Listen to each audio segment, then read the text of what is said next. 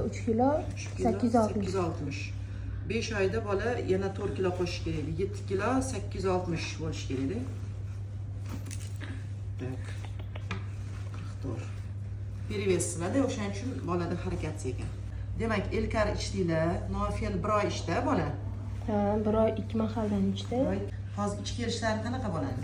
Ichki kelishi 4-5 kunda bir kelardi, oxirgi kunlar bir kunda bir mahal keladi. Qorni to'yapti. Bola necha kilo tug'ilgan o'zi? 3 kilo 860.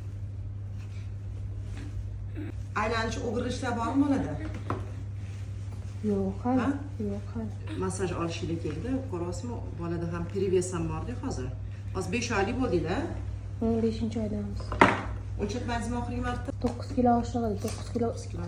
Aylanish, o'girilish, motorikasi hali yaxshi emas. Qirib uyg'onib turishlar bormi bolada? Yig'laydi. Yig'laydi. Cho'chishlar, yig'laganda qotishlar bormi? Bor.